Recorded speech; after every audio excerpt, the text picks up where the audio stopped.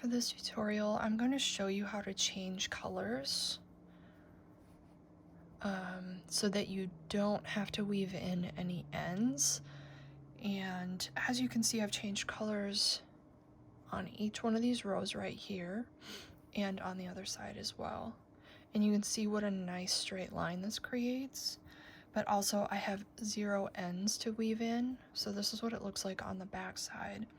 And it's pretty clean on the back as well. And this is how you do that. So what you're going to want to do is you're going to get to the last, work the last stitch right before you want to change colors. So this is my last stitch of this tan color, and my next stitch needs to be white. So what you're going to do is you're going to pull up a loop that is roughly the height of your stitch. So I've got about 1 inch here. So I'm going to pull up a loop that's roughly about 1 inch. And then what I'm going to do is I'm going to snip it in half. And then you can pull out this old working yarn. And now you want to unravel this stitch. So go ahead and pull the yarn out there and unravel your stitch, but make sure to only unravel that stitch because you've cut the yarn for that particular stitch, and if you unravel any more stitches, that cut will no longer be necessarily valid and it'll be harder to work in. So now I like to just put my hook in that loop to make sure it doesn't go anywhere. So now you're going to grab the new color that you want to work in, which I have this white color, and you're going to do a magic knot. So to do a magic knot, go ahead and lay your yarn over, under. It's always hard to show this. And then go ahead and put it over once again, and then pull it through the loop on your finger. And so your knot is going to be facing this direction.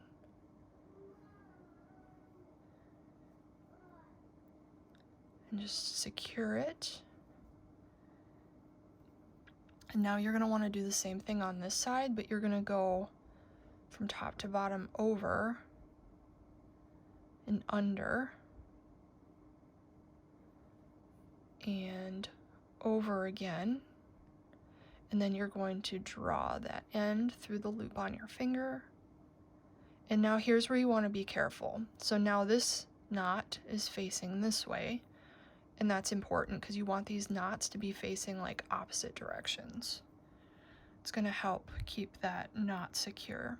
So when you pull on this end, you want the tail coming out of this knot to be roughly the same size as the length you cut here. So in this case, about 1 inch.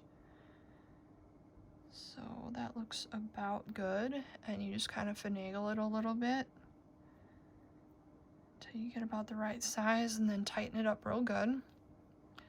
And now you've got something that looks like this, and you want to take the 2 uncut ends and you want to pull, and it will draw these knots together. And make sure it's real nice and tight. And I like to just pull on these one more time just to make sure they're extra secure. And then I'll pull one more time here. And now you can snip these ends off. Pretty close to the knot. I don't like to, some people say go as close to the knot as you can, but me, I like to leave just a little tiny bit left. I don't like to get too close because it just gives it some room to move just a little bit if it needs to. But it's pretty secure. Again on this side. So then I'll do one more pull, and it's pretty secure. So that's how I do that. And now we'll finish the stitch that we pulled out.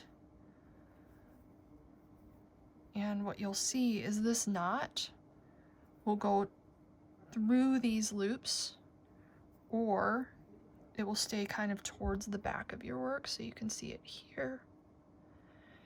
and it kind of stays pretty hidden. And now your new color will pop out here, and your new color will be on your hook. So you can see that it's pretty hidden. And the sacrifice to doing it this way is the knot. However, I think it is worth it.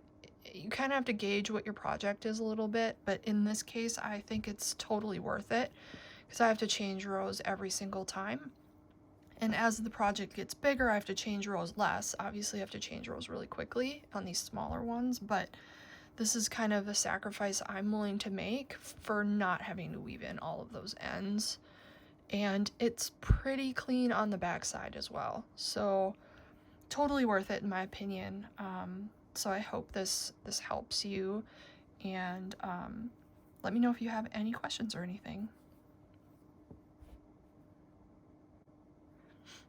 Additionally, you can do this color change with any stitch, any height stitch. So if you had, say, a single crochet here, the same exact steps would apply, but when you pull out your loop, instead of doing it the height of a double crochet, you would do it the height of a single crochet, and it would be much smaller. It would be more like that. And yes, it does make it a little bit more tight to get the knot in there, but it's totally doable because I've done single crochets as well. So feel free to try this on all of your stitches. Just make sure the height of this loop that you're cutting is the height of your stitch.